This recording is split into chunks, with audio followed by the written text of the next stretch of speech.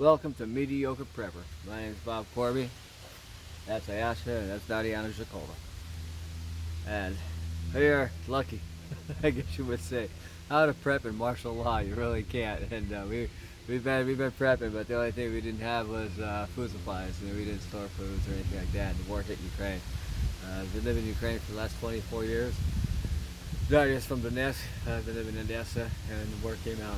Shit hit the fan.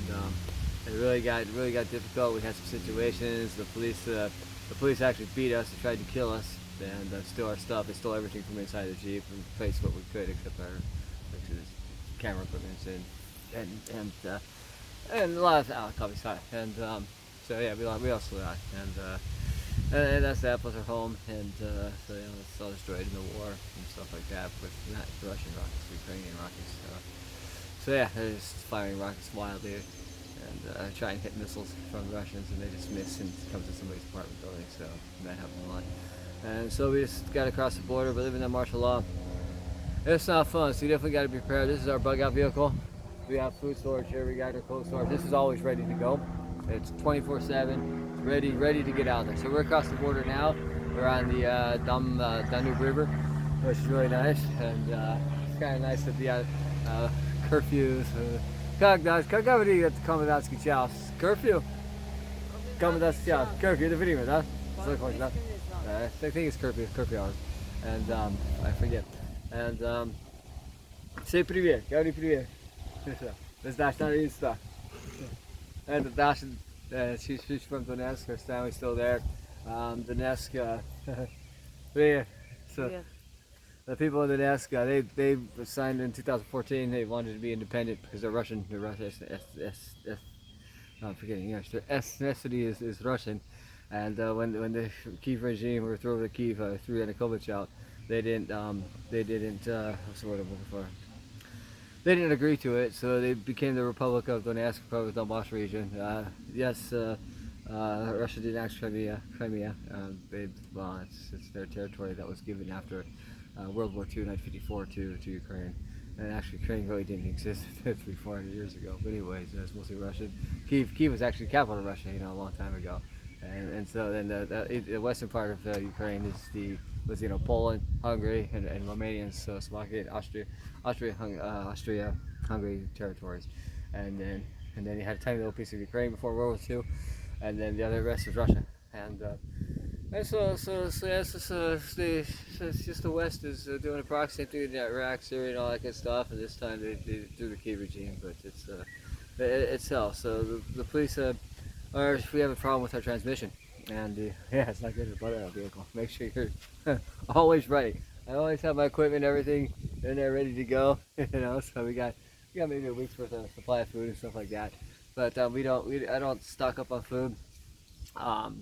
Not because I don't want to. It's because I can't afford it. so yeah. So we're just ready to go. So I definitely recommend a fishing pole. Maybe some nets for fishing. Definitely a lot of fresh water or tablets to clear, because you can find a river, you can find water streams, fresh water streams, and get the water from that way. And fishing. And then you gotta learn. And there's a lot of if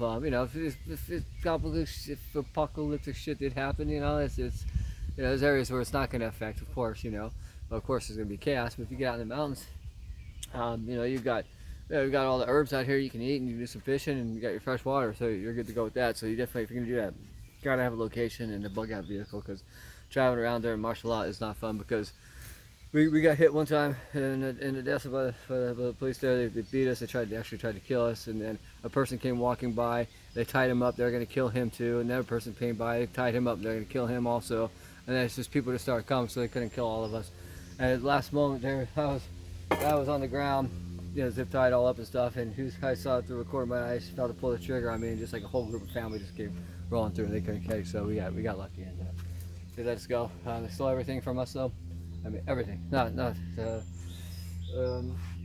stuff that wasn't in here. I had boxes here with I could do. I'm a mountain guide. I'm in the Carpathian Mountains in Ukraine, and I do backcountry skiing. And so I have a lot of transponders, and satellite phones, and satellite stuff, and notebooks in there, and stuff like that for my work, and skis, and a lot of equipment. I'm just basically I'm 50 years old now. So the last 30 years or 25 started that business 5 years back, and so 6, 7 years ago I started a business. So it took about 20 years to save up to get all that stuff and start that business, and they just destroyed it, stole it all. So, which really stinks. And we were unprepared, and the reason we stopped in the vehicle was a transmission problem. So we thought it was transmission. We had the transmission rebuilt. It wasn't the transmission. It turns out to be a solenoid, and I thought it was the computer. So we got to actually get that replaced next week. So we're going to do that here. So yeah, so you gotta stay safe out there. This is my first video for Mediocre Prepper. I'll keep you out there in what we do live. We have a lot of experience in martial law. We have a lot of experience in wartime.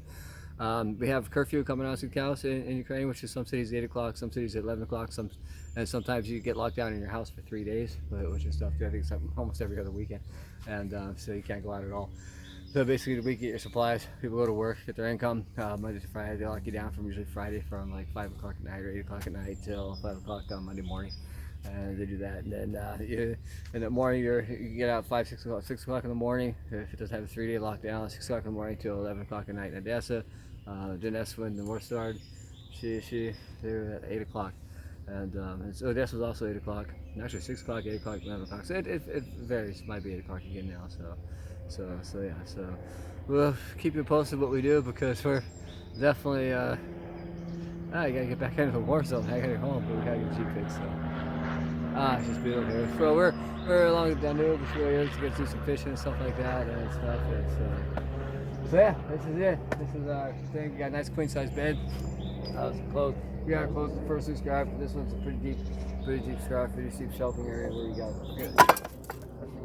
I forget the name of this cubby. I forget the English, and so yeah, we've got a lot of food in there. So it's not 2 weeks, so that's about it. So we got our bug out view. Because if you're in the city, I'm gonna tell you, it's hell in the city during martial law. It's really hell. You stop, you do something, you're in the wrong area, the wrong group of people in the area that you're frequently in, and that could turn dangerous. It has turned. It turns dangerous really quick, and it's awful. So, and что ты покажешь у меня? Твой жопа с той стороны, блин.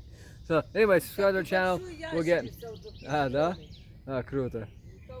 So yeah, stay tuned. This is the first video we do. I'll keep it more up to date, and what we're doing, what we did during March. Еще раз?